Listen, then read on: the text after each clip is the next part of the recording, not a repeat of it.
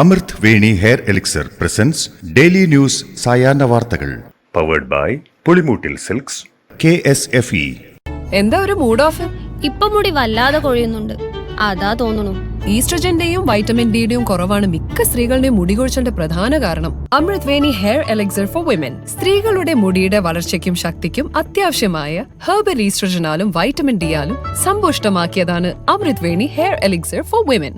നമസ്കാരം, ഞാൻ ഷാജി പത്മനാഭൻ. ഡെയിലി ന്യൂസിന്റെ സായാഹ്ന വാർത്തകളിലേക്ക് സ്വാഗതം. ഇന്ന് ഫെബ്രുവരി 1 ശനിയാഴ്ച. മൂന്നാം മോദി സർക്കാരിന്റെ രണ്ടാം ബജറ്റ് അവതരിപ്പിച്ച് കേന്ദ്ര ധനമന്ത്രി നിർമ്മല സീതാരാമൻ. നിർമ്മലയുടെ തുടർച്ചയായ 8ാം ബജറ്റ് കൂടിയാണിത്.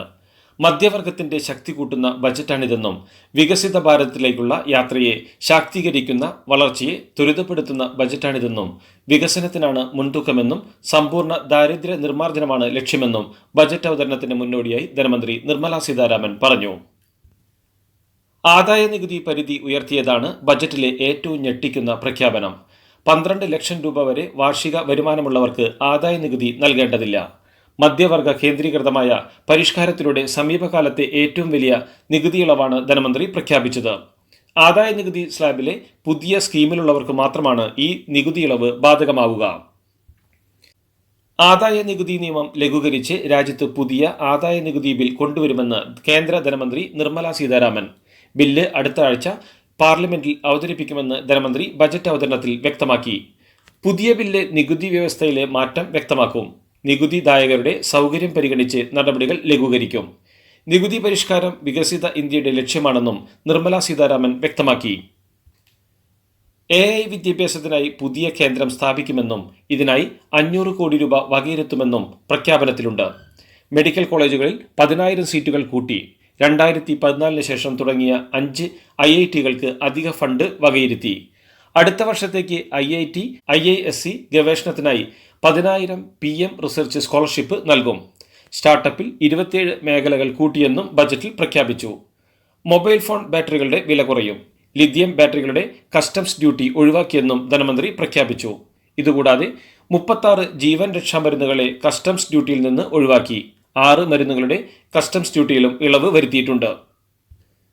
ബജറ്റ് അവതരണത്തിൽ സ്ത്രീകൾക്ക് കൂടുതൽ പദ്ധതികൾ പ്രഖ്യാപിച്ച് ധനമന്ത്രി നിർമ്മല സീതാരാമൻ. പട്ടികജാതി പട്ടികവർഗത്തിൽപ്പെടുന്ന വനിതാ സംരംഭകർക്ക് 2 കോടി രൂപ വരെ വായ്പ നൽകും. പ്രഖ്യാപനം 5 ലക്ഷം സ്ത്രീകൾക്ക് പ്രയോജനപ്പെടുമെന്നും ധനമന്ത്രി പറഞ്ഞു. കൂടാതെ ടൂറിസം മേഖലയിൽ കൂടുതൽ തൊഴിലവസരം ഒരുങ്ങുമെന്നും ഹോം സ്റ്റേക്കായി മുദ്രാ ലോണുകൾ നൽകുമെന്നും പ്രഖ്യാപിച്ചു. നിലവിലെ കേന്ദ്രങ്ങളിലെ സൗകര്യങ്ങൾ ഉയർത്തുമെന്നും ധനമന്ത്രി പറഞ്ഞു. കിസാൻ പദ്ധതികളിൽ വായ്പാ പരിധി ഉയർത്തുമെന്ന ബജറ്റ് പ്രഖ്യാപനവുമായി കേന്ദ്ര ധനമന്ത്രി. കിസാൻ ക്രെഡിറ്റ് കാർഡിന്റെ പരിധി 3 ലക്ഷത്തിൽ നിന്ന് 5 ലക്ഷമാക്കി. 1.7 കോടി കർഷകർക്ക് പ്രയോജനപ്പെടുന്ന പദ്ധതി കൊണ്ടുവരുമെന്നും 100 ജില്ലകൾ കേന്ദ്രീകരിച്ച് കാർഷിക വികസനം നടപ്പിലാക്കുമെന്നും ബജറ്റിൽ പ്രഖ്യാപിച്ചു. PM ധൻധാന്യ പദ്ധതിക്കായി പ്രത്യേക ഫോക്കസ് കൊണ്ടുവരുമെന്നും ബജറ്റിലുണ്ട്. മൂന്നാം മോദി സർക്കാരിന്റെ രണ്ടാം ബജറ്റിലും ബീഹാറിന് പുത്തൻ പദ്ധതികളും ധനസഹായവും വാരിക്കോരി നൽകി. ബീഹാറിനെ ഇന്ത്യയുടെ ഫുഡ് ഹബ്ബാക്കി മാറ്റുമെന്നതാണ് ബജറ്റിലെ സുപ്രധാന പ്രഖ്യാപനം. National institute of food technology ബീഹാറിൽ സ്ഥാപിക്കും. സസ്യാഹാരികളുടെ പ്രോട്ടീൻ സംഭരണ കേന്ദ്രം എന്നറിയപ്പെടുന്ന മക്കാന എന്ന പ്രത്യേകതരം താമരവിത്ത് ഉത്പാദനം ത്വരിതപ്പെടുത്താനും മക്കാന കർഷകരെ ശാക്തീകരിക്കാനായി ബീഹാറിനെ പ്രത്യേക മക്കാന ബോർഡും അനുവദിച്ചു.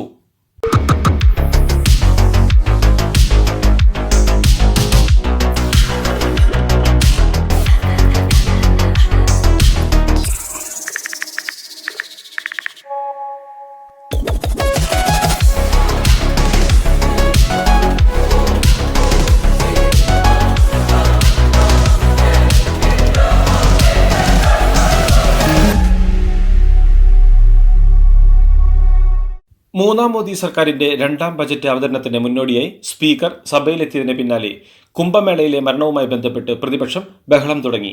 ബജറ്റിന് ശേഷം മറ്റു വിഷയങ്ങൾ ചർച്ച ചെയ്യാമെന്ന് സ്പീക്കർ അറിയിച്ചെങ്കിലും പ്രതിപക്ഷം വഴങ്ങിയില്ല. ധനമന്ത്രി ബജറ്റ് അവതരണം തുടങ്ങിയതിന് പിന്നാലെ പ്രതിപക്ഷം പ്രതിഷേധിച്ച് പാർലമെന്റിൽ നിന്നും ഇറങ്ങിപ്പോയി.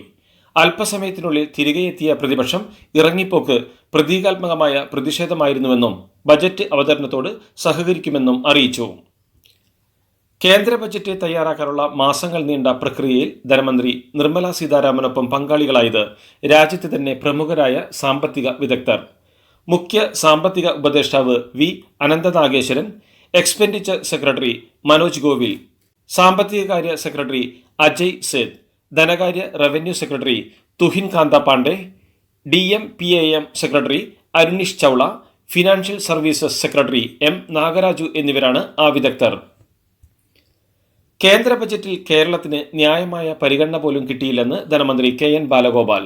സംസ്ഥാന സർക്കാരുകളോട് കേന്ദ്രത്തിന് തുല്യനീതി ഇല്ലെന്നും കണക്കുകളാണ് സംസാരിക്കുന്നതെന്നും രാഷ്ട്രീയമല്ലെന്നും ബാലഗോപാൽ പറഞ്ഞു.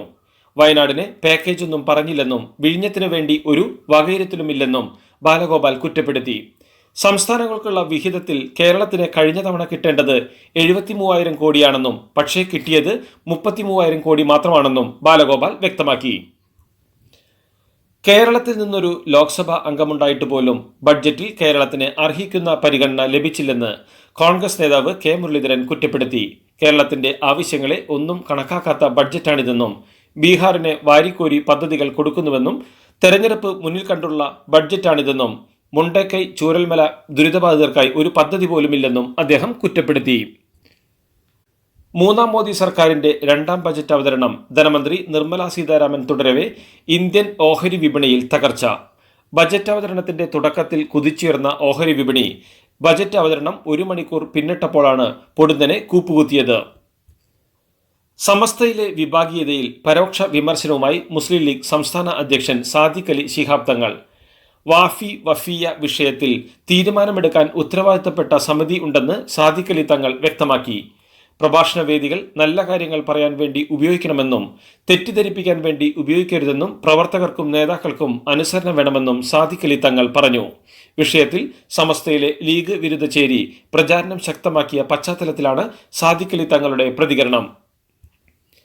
CPMന്റെ കരുത്തുറ്റ കോട്ടയെന്നറിയപ്പെടുന്ന കണ്ണൂരിൽ ജില്ലാ സമ്മേളനത്തിന്റെ കൊടിയുയർന്നു. തളിപ്പറമ്പിലാണ് CPM കണ്ണൂർ ജില്ലാ സമ്മേളനത്തിന് കൊടി ഉയർന്നത്.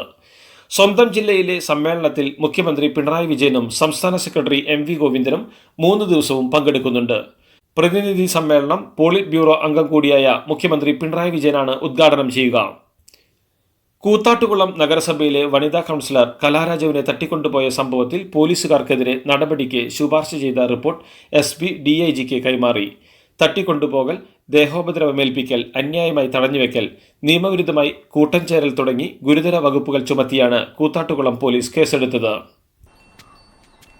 മോൾക്ക് ബർത്ത്ഡേ ഗിഫ്റ്റ് വാങ്ങണ്ടേ? ഷോപ്പിൽ കൊണ്ടുപോയി ഇഷ്ടമുള്ളത് വാങ്ങി കൊടുക്കാം. അപ്പൊ ഏട്ടൻ വരുന്നുണ്ടോ?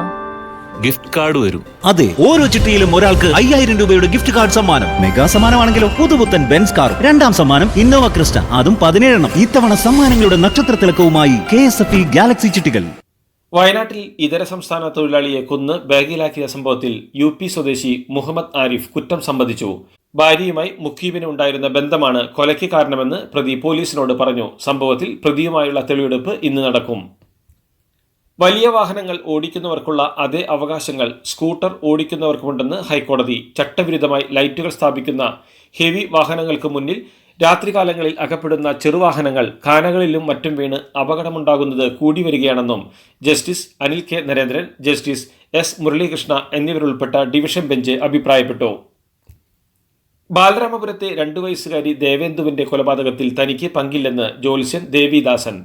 കോവിഡിന് മുമ്പാണ് ഹരികുമാർ തന്റെ അടുത്ത് ജോലി ചെയ്തിരുന്നതെന്നും ചില മാനസിക വൈകല്യങ്ങൾ പ്രകടിപ്പിച്ചതുകൊണ്ട് താൻ പറഞ്ഞുവിടുകയായിരുന്നുവെന്നും ദേവിദാസൻ പറഞ്ഞു.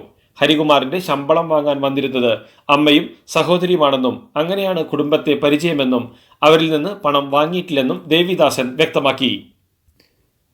കർണാടകയിലെ അവസാനത്തെ നക്സൽ നേതാവും കീഴടങ്ങിയെന്ന് കർണാടക സർക്കാർ. വിവിധ കേസുകളിൽ പ്രതിയായി ഒളിവിലായിരുന്ന കൊത്തേഹൊണ്ട രവിയാണ് കീഴടങ്ങിയത്. ശൃംഗേരിക്കടുത്തുള്ള നെമ്മാർ വനമേഖലയിൽ നിന്നാണ് രവി പോലീസിന് മുമ്പാകെ കീഴടങ്ങിയത്. ഇതോടെ കർണാടകയെ പൂർണ്ണ നക്സൽ വിമുക്ത സംസ്ഥാനമായി പ്രഖ്യാപിക്കുന്നുവെന്ന് മുഖ്യമന്ത്രി സിദ്ധരാമയ്യ പറഞ്ഞു. 22 പോലീസ് ഉദ്യോഗസ്ഥരടങ്ങിയ സംഘത്തിന് സ്വർണ്ണ മെഡൽ അടക്കമുള്ള പുരസ്കാരങ്ങളും മുഖ്യമന്ത്രി പ്രഖ്യാപിച്ചു. ഗാസയിലെ വെടിനിർത്തൽ കരാറിന് കീഴിൽ ഇസ്രയേൽ 183 തടവുകാരെ മോചിപ്പിക്കാനൊരുങ്ങുന്നുവെന്ന് പലസ്തീനിയൻ വൃത്തങ്ങൾ സൂചിപ്പിച്ചു. വെടിനിർത്തൽ കരാറിന് ശേഷം ഇത് 4ാമത്തെ തവണയാണ് ബന്ദികളെ വിട്ടയക്കുന്നത്. നേരത്തെ റിപ്പോർട്ട് ചെയ്ത കണക്കിന്റെ ഇരട്ടിയാണിത്. ഉത്തരാഖണ്ഡ് ദേശീയ ഗെയിംസിൽ കേരളത്തിന് 3ാം സ്വർണം. വുഷുവിൽ K മുഹമ്മദ് ജാസിലാണ് തൗലു നാൻഗുൺ വിഭാഗത്തിൽ കേരളത്തിനായി സ്വർണം നേടിയത്.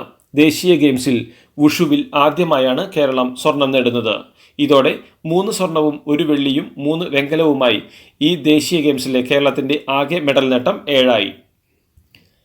കേന്ദ്ര ബജറ്റ് ദിനത്തിൽ സ്വർണ്ണവില പുതിയ റെക്കോർഡിൽ. ഗ്രാമിന് 15 രൂപ വർദ്ധിച്ച് 7745 രൂപയും പവന് 120 രൂപ വർദ്ധിച്ച് 61,960 രൂപയുമായി. ഇന്നലെ രേഖപ്പെടുത്തിയ പവന് 61,840 രൂപ എന്ന റെക്കോർഡാണ് ഇന്ന് മറികടന്നത്.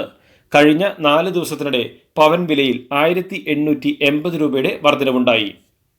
ഇതോടുകൂടി ഡെയിലി ന്യൂസിന്റെ ഇന്നത്തെ സായാഹ്ന വാർത്തകൾ സമാപിക്കുന്നു. ഡെയിലി ന്യൂസിന് വേണ്ടി വാർത്തകൾ വായിച്ചത് ഷാജി പത്മനാഭൻ. DailyNewsLive.in വാർത്തകൾ വിരൽ തുമ്പിൽ.